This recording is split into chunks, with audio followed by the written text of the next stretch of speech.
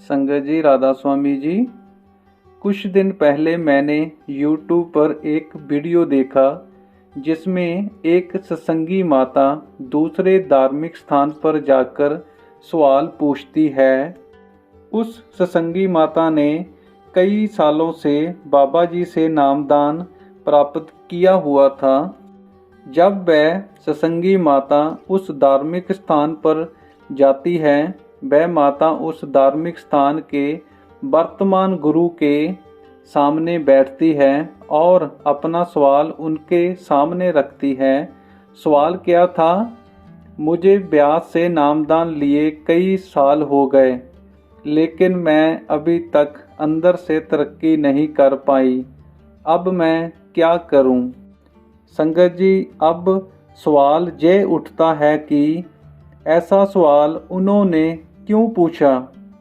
क्या जो हमें नाम मिला है वह पूरा नाम नहीं है?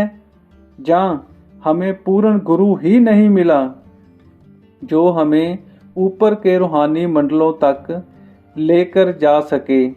अगर हमें लगता है कि हमें नाम भी पूरा मिला है और गुरु भी पूरा मिला है, तो फिर ऐसा क्या हुआ कि हमें कई साल हो गए नामदान लिए, अभी तक हम अंदर से तरक्की नहीं कर सके? संगत जी, ऐसा नहीं कि हमें नामदान पूरा नहीं मिला, जहाँ गुरु पूरा नहीं मिला। कमी हम में ही है, कमी हमारे भजन सिमरन में ही है। ऐसे कई कारण हो सकते हैं कि हमें नामदान लिए हुए 20 साल, 30 साल या 40 साल हो गए, लेकिन हम फिर भी अंदर से तरक्की नहीं कर सके। आइए अब उन कारणों के बारे में बात करते हैं जिनके कारण हम कई सालों के बाद भी भजन सिमरन में तरक्की नहीं कर पा रहे। नंबर 1, जब बाबा जी हमें नामदान देते हैं तो उस समय हमसे 3 वचन लिए जाते हैं। जिन सत्संगियों को नामदान मिला है वह जानते हैं कि वह 3 वचन कौन से हैं। हमें अपना पूरा जीवन उन 3 वचनों पर चलने के लिए कहा जाता है।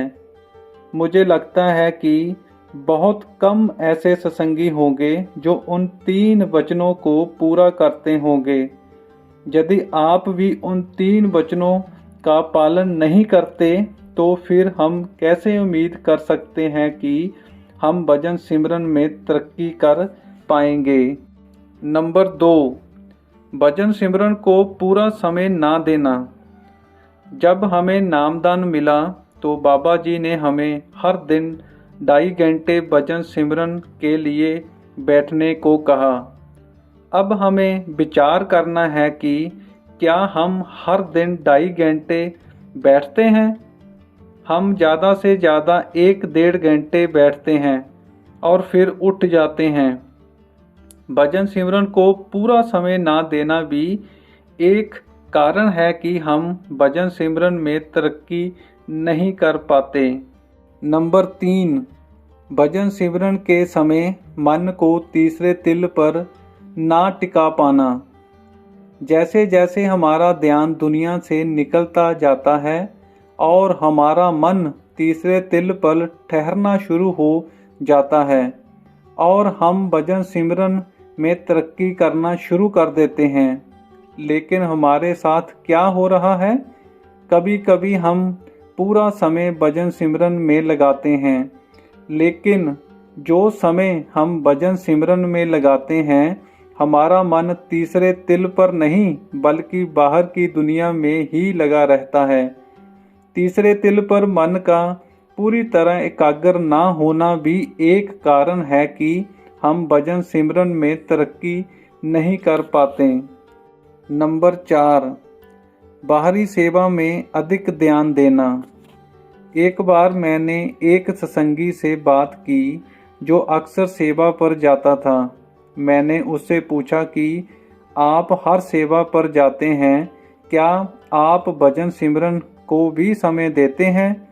तो उन्होंने उत्तर दिया, हम भजन सिमरन में तो नहीं बैठ पाते, शायद सेवा से ही मुक्ति मिल जाए। लेकिन बाबा जी कहते हैं बाहरी सेवा से तो केवल माहौल बनाने के लिए है, भजन सिमरन तो हमें करना ही होगा।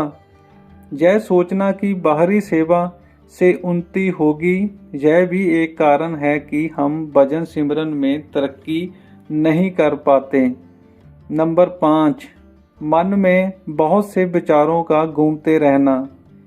भजन सिमरन की तरक्की के लिए यह जरूरी है कि जो विचार हमारे मन में सारा दिन घूमते रहते हैं उसको रोका जाए। ऐसा बहुत से विचार हैं जिसका हमारे जीवन से कोई लेना देना नहीं होता, लेकिन फिर भी हम उसके बारे में सोचते रहते हैं। फिर जब हम भजन सिमरन पर बैठते हैं तो यह विचार ही हैं जो भजन सिमरन के दौरान हमारे मन को अंदर टिकने नहीं देते। अब हमें यह देखना है कि जो विचार हमारे मन में पूरे दिन चलते रहते हैं, क्या भजन सिमरन की तरक्की के लिए हमने उन विचारों को कंट्रोल करना शुरू कर दिया है? अगर नहीं तो यह एक बड़ा कारण है कि हम भजन सिमरन में तरक्की नहीं कर पा रहे। संगत जी, भजन सिमरन में तरक्की ना करने के और भी कई कारण हैं, लेकिन अगर हम ऊपर बताए गए 5 कारणों पर ध्यान नहीं देंगे तो हम भजन सिमरन में कभी भी आगे नहीं बढ़ पाएंगे। हम अपने गुरु को दोष देते हैं कि इतने सालों से हमारा कुछ नहीं बना, लेकिन हम अपनी कमियों की तरफ कभी नज़र नहीं डालते। संगत जी, भले ही हम अलग अलग गुरुओं के पास चले जाएं और उनसे नाम भी ले लेते हैं, इससे कुछ भी नहीं होने वाला।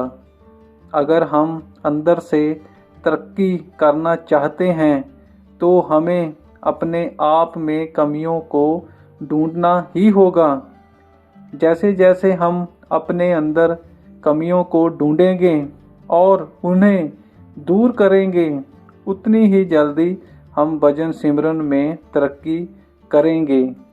संगत जी, आज की वीडियो में बस इतना ही।